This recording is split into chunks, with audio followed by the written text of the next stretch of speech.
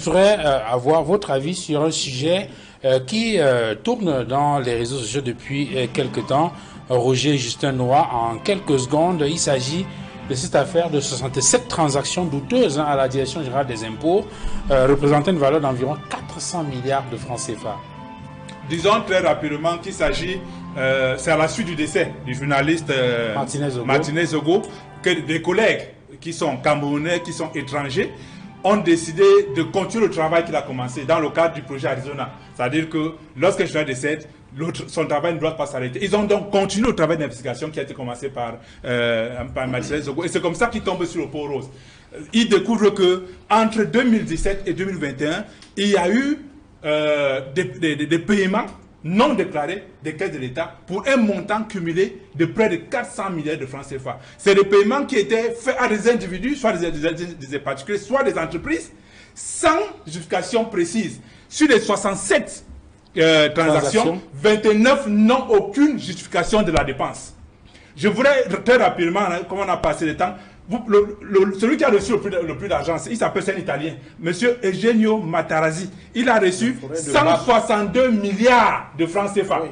Sans aucune raison. C'est un forestier, semble-t-il. Oui, on ne sait pas pourquoi il a eu ça. Le second, c'est, tenez-vous bien tranquille, une obscure société à Marois, qui aurait reçu 227 millions de dollars, c'est-à-dire 134 milliards de francs CFA. Le troisième, vous le connaissez, Amogo Belinga, à travers cette société, 70 milliards. Vous avez, ça c'est important de le dire, une société de transport au Finex. Mais ce n'est pas le Finex que vous et moi connaissons.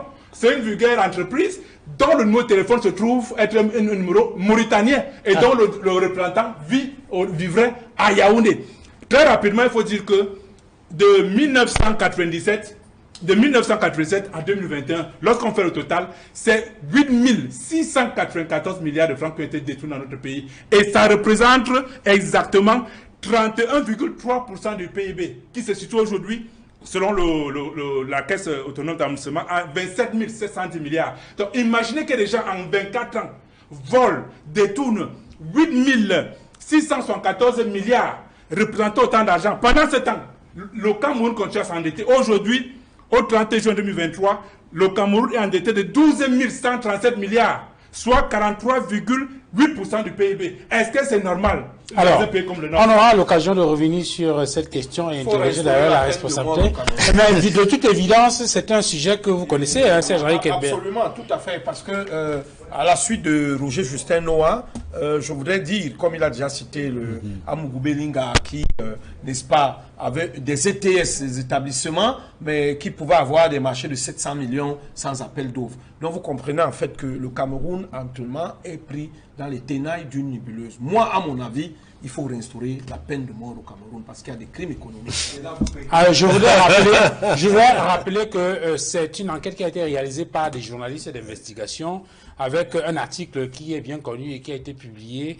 Nous reviendrons sur ce sujet dans nos prochaines éditions de Droit de réponse. Merci